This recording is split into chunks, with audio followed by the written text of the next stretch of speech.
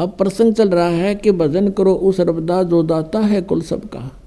जैसे हम श्री ब्रह्मा जी, श्री विष्णु जी, श्री शिव जी की पूजाएं करते हैं तो इन भगवानों की सतिथि इस ज्ञान से पता चलेगा।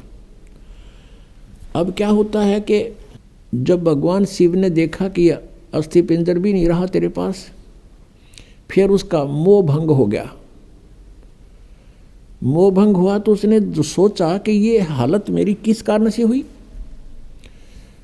उसने अपनी सूझबूझ से ये ढूंढा, इसका कारण खोजा कि भी मैंने विवाह करवाया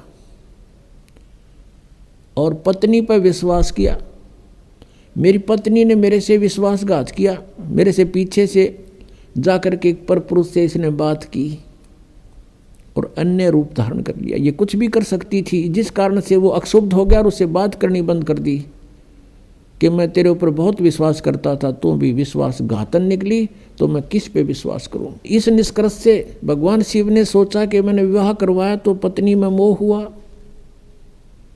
और पत्नी बेवफा निकली। अब ऐसा यत्न करूं कि मेरे अंदर ये काम वासना समाप्त हो जाए, जिस कारण से मुझे विवाह की आवश्यकता पड़ी। इसका मूल नाश करने के लिए वासना का भगवान शिव ने कहते हैं 88,000 वर्ष तक घोर तप किया और कहते हैं ये काल ये चाहता है कि कोई भी यहाँ प्राणी विवाह के बिना ना रहे, यानी वासनाओं को कोई कंट्रोल ना कर ले, कहीं यहाँ पर फिर रिवाज पड़ जावे और संतानों उत्पत्ति ना करें। संतानों उत्पत्ति नहीं करेंगे तो मैं खाऊंगा कैसे, हम तो उसके बकरे और बकरियां हैं काल के। इसलिए उसका पूर्ण प्रयत्न रहता है, भरसक प्रयत्न रहता है कि कोई भी प्राणी वासना रहित ना हो जाए। अब उसने क्या किया, कामदेव को एक पुरुष रूप तैयार करके वहाँ भेज दिया। अपना आत्मा जैसे ऑल आउट होती है, ऑल आउट को कहीं लगा दिया जाए घर के कमरे किसी कक्ष में, तो वहाँ मच्छर चक्कर काटना शुरू कर देते हैं, उसके ऐसे डगमगा जाते हैं, गिरने लग जाते हैं, उनके बस की बात नहीं होती।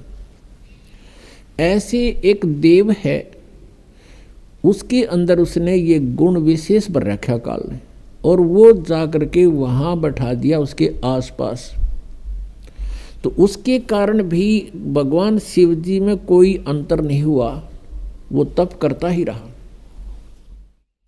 फिर उसने कामदेव ने अपनी पत्नी, उसका नाम रति है, उसको भेजा।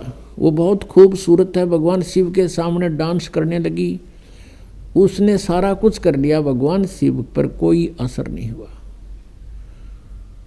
और यहाँ तक कहते हैं कि भगवान शिव ने अपना तीसरा नेत्र खोल के और कामदेव को वहाँ नाश कर दिया, भस्म कर दिया। तो फिर ये सब काल के जाल हैं जो ब्रह्मा विष्णु महेश के भी समझ में नहीं आई थी ये बातें। भगवान शिव ने सोच लिया कि मैं अब वासना रहित हो गया, अब ना रहेगा बांस ना बजेगी बांसुरी, ऐसा काम कर दिया। वहाँ से चल पड़े, अपना आराम से विचरने लगे, घूमते रहते हैं, बैठते हैं, फ्री आराम से रहते हैं। अब काल ने सोचा भैया तो बात बिगड़ेगी, दूसरे और देखम देखा ये ऐसे ही फिर बैठ जाएंगे हठ योग करने के लिए, यह तो बात बनी नहीं। कहीं औरों की भी रुचि ना हो जाए, हम भी भगवान शिव जी की तरह से वासना रहित होएं। क्योंकि सभी ऋषि महर्षि जब साधना की तरफ चलते हैं, ये पांचों विकार इनकी गुद्दी में आ बैठते हैं, पहले से अधिक प्रभावित हो जाते हैं। तो सभी ने ये चेष्टाएं की थी कि किसी ना किसी तरह पहले इन्हीं राक्षसों को नाश करें और फिर भक्ति करें। ये भी काल का जाल था, बिना ज्ञान के डले नहीं डोए। तो अब भगवान शिव जी की कथा को पूरा करते हैं, फिर ऋषियों को लेंगे। अब क्या हुआ, अब काल ने ब्रह्म ने सोचा ये और व्यक्ति नो सोच बैठेंगे ऋषि महर्षि, भगवान शिव ने तो कर दिया काम, ये तो वासना रहित हो गया और हम पीछे रह गए, कहीं वो बीजा समाधि लावें, इस तो पहला कर दूं काम। कुछ दिन के बाद शिव जी के अंदर प्रेरणा भर दी काल ने कि सुना है हमने कि जब सागर मंथन किया था उस समय विष निकला था, उस विष को मैंने पान कर लिया था, पी लिया था, जिस कारण से मैं अचेत हो गया था। और जो बताते हैं उसमें से अमृत निकला था या शराब निकली थी, दारू मदिरा, 2 कलश निकले थे। राक्षसों ने अमृत का कलश उठा लिया था और राक्षस यदि अमृत पी जाते तो अमर हो जाते। इसलिए भगवान विष्णु ने एक मोहिनी रूप बनाकर एक स्त्री का और राक्षसों में जाके डांस किया था। कहते हैं बहुत सुंदर थी वो मोहिनी रूप में, भगवान बड़े सुंदर लग रहे थे और राक्षस मोहित हो गए थे। राक्षसों से वो अमृत का कलश सिर पे रख के डांस करती करती उनको मदहोश कर दिया था। वो कलश दूसरी तरफ पकड़ा दिया था और मदिरा का कलश सिर पे रख के वापस उनको दे दिया था। तो उस समय भगवान विष्णु कहते हैं मोहिनी रूप में बड़े खूबसूरत लग रहे थे। अब भगवान शंकर के मनमाई के भगवान विष्णु के पास चलते हैं, क्यों ठाली हो गया था ना पार्वती साथ में, तो चलो वहाँ बातचीत करते हैं और उनसे वो रूप देखूंगा। अब मैं होश हवास में हूँ भाई, उस रूप को पूछूंगा कैसा रूप था, एक बार बना के दिखाओ। इस उद्देश्य से भगवान शिव जी आगे विष्णु जी के लोक में और बैठ गए उनकी पौड़ी में आके, उनके गेस्ट रूम में बैठ गए। विष्णु जी पता लगा अंदर से आए, कुशल मंगल हुई। कुछ देर के बाद भगवान शिव ने अपना उद्देश्य जाहिर किया, प्रकट किया कि मैं इस उद्देश्य से आया हूँ। मैंने सुना है कि आपने सागर मंथन के समय एक बहुत सुंदर मोहिनी रूप बनाया था। भगवान मैं देख नहीं सका था, आज कृपा मुझे वो रूप बनाकर दिखा दो। भगवान विष्णु हंसने लगे कि हे भोलेनाथ, वो तो कोई सर्कमस्टांस थे और जब वो बनाना पड़ गया, ये बताओ नहीं रूप बनाऊँ, कोई बात हुई या मुझे शर्म लगेगी। अब भगवान शिव जी कहने लगे कि जब तक आप मुझे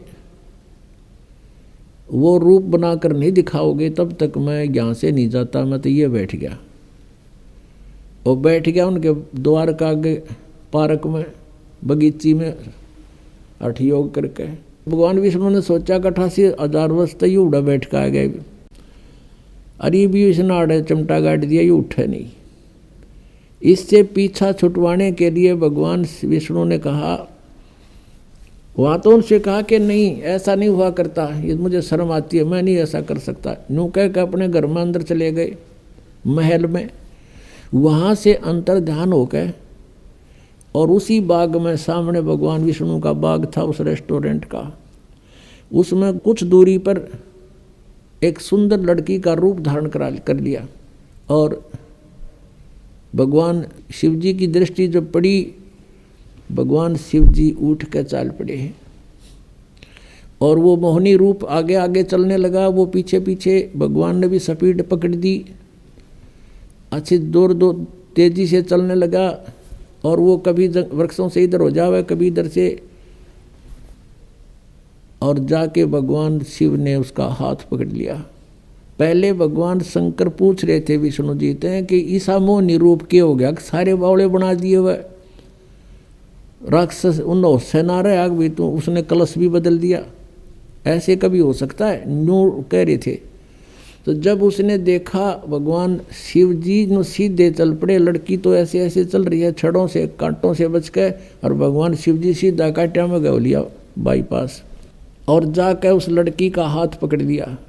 जो ही उसने हाथ छुआ उसी समय भगवान विष्णु जी अपने रूप में खड़े हो गए और हंसने लगे। अग भोलेनाथ उनको न्यू मूर्ख बना दिया, जैसे इतने काटे भी ना दिखे, माँ छड़ा में कहा गया सीधा।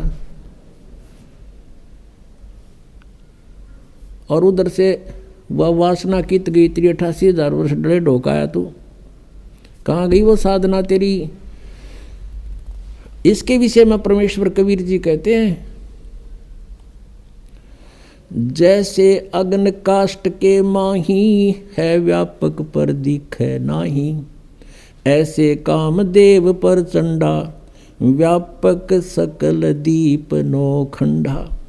कि जैसे अग्नि काष्ठ के अंदर लकड़ी में विद्यमान है पर दिखाई नहीं दे रही, ऐसे ही ये वासना आपके प्रत्येक प्राणी के अंदर विद्यमान है। और जब ही इसको थोड़ी सी भी कहीं से आंच मिल जाएगी, आग ज्यों की त्यों है। परमेश्वर कहते हैं जिन साधनाओं को तुम कर रहे हो, इनके आधार से विकार मरे मत जानियो। जैसे भूबल में आग, जैसे गोस्सा होता उपले, या कोई अग्नि को जो लकड़ी जल जाती है, धंधकती रह जाती है, उसको अंगार बोलते हैं। उस अंगार को राख में दबा दिया जाता है और कुछ घंटों के बाद उस राख को ऊपर से ऐसा लगता है जैसे ये बिल्कुल शांत हो चुकी है, उसमें कोई हीट नहीं रहती, गर्मी नहीं होती।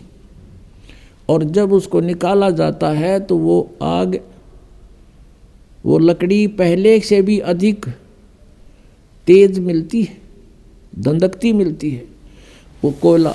तो यहाँ परमात्मा कहते हैं जो साधनाएं तुम करते हो ये व्यर्थ प्रयत्न डले ढो रहे हो। विकार मरे मत जानियो, जो भूबड़ में आग, ये थोड़े से दिन शांत हो जाते हैं और जब भी अवसर आता है ये नो के नो एज इट इज मिलते हैं। इनका तरीका बताया परमात्मा ने, जो हम साधना बताएं और ज्ञान आधार से ये आपके जो विकार हैं ये शांत हो जाएंगे और धीरे धीरे ये बिल्कुल नॉर्मलाइज हो जाएंगे। ख़त्म नहीं होते लेकिन नॉर्मलाइज हो जाएंगे और ज्ञान के रस्से से ये बांध दिए जाएंगे, फिर ये हिल नहीं सकते। अब कितना ही शरारती पशु है, उसने अच्छा करड़ा बांध दिया मोटे रस्से थे, वो करें जाएगा फूं फूं, अपनी थोड़ी बहुत रेंज होती है उसकी, तो वो हानि नहीं कर सकता। ऐसे ये परमात्मा के ज्ञान से और इस भक्ति की शक्ति से ये ऐसे कंडम हो जाएंगे। ये बकवास करेगा, मन की आदत है, क्योंकि किस ब्रह्मांड का स्वामी है, लेकिन इस ज्ञान रूपी रस्से ये इतना तगड़ा बांध दिया जाता है, ये अपनी मर्यादा को लांघ नहीं सकेगा।